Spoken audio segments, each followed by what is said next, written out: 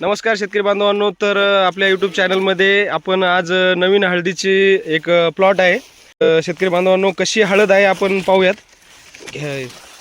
काढा त्याला.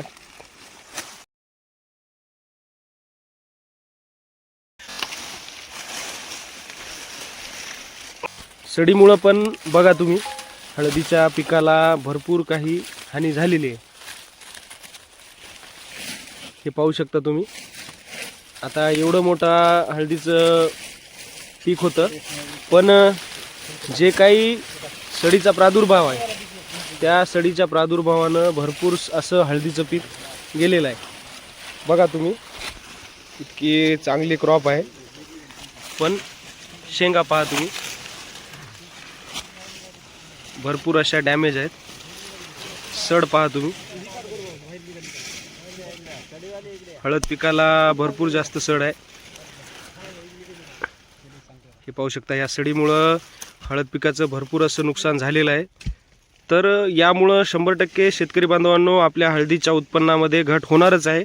आणि जे काही आपण धरलं होतं की या पद्धतीनं प्रोडक्शन होऊ शकतं, त्या पद्धतीचं प्रोडक्शन यावर्षी पण होणार नाही आहे. दुसऱ्या ठिकाणचा पण आपण कंद उपडलेला आहे, पाहू शकता.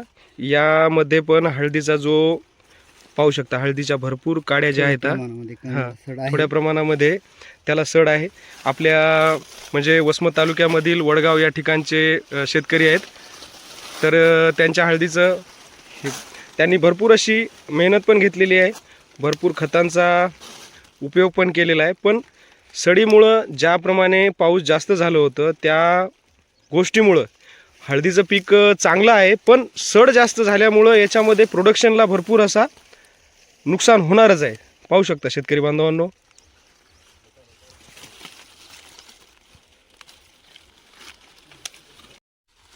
तर दादा, तुम्ही आतापर्यंत हळदीला, आता समजा शेवटचा टप्पा झालेला आहे, तर आतापर्यंत हळदीला खर्च किती केलेला आहे एकूण? तर 1,00,000 रुपयाच्या तर वरीच झालेला आपला खर्च. आणि एकूण क्षेत्र किती आहे आपल्या हळदीचं? 1.5 एकरच्या आसपास आहे. 1.5 एकर म्हणजे समजा 1.5 एकर हळदीला तुम्ही 1,00,000च्या जवळपास खर्च केलेला आहे. हो. आणि उत्पन्नामध्ये तुम्हाला वाटतंय का की गेल्या वर्षी समजा तुम्हाला हळदीचं उत्पन्न ह्याच जमिनीमध्ये 40 क्विंटल झालं होतं, हो 38-40 झालं होतं. तर या वर्षी किती उत्पन्न होईल वाटतंय तुम्हाला? 20-25 बी होतंय का नाही की वाटले. हा कारण या निसर्गाच्या लहरीपणामुळे सगळ्या शेतकऱ्याची आपली खूप नुकसान झालेलं आहे. हा 20 जरी झालं 25 जरी झालं तरी आम्ही यंदा समाधानी आहे समजा. हा पण जे गेल्या वर्षी ज्या हळदीचं उत्पन्न ज्या प्रकारे झालंय त्या प्रकारे या वर्षी हळदीचं उत्पन्न होणार नाही, ही तुमची समजा नाही यंदा नाही होणार तेवढं. हा कारण हळदीची कंडिशन पाहून तुम्हाला वाटते की हळदीचं उत्पन्न एवढं होणार नाही? 18-20 होते का 25च्या आतच होणार समजा. 40-35 तर शक्यच नाही. कारण एवढी चांगली हळद असून सुद्धा आपण जसं पाहतोय की आपण 2-3 ठिकाणी उपटून पाहिलं तर सडीचा प्रादुर्भाव जास्त आहे. हो. त्या कारणामुळं हळदीचं उत्पन्न तुम्हाला वाटतंय की कमी होईल? कमी होईल. बर.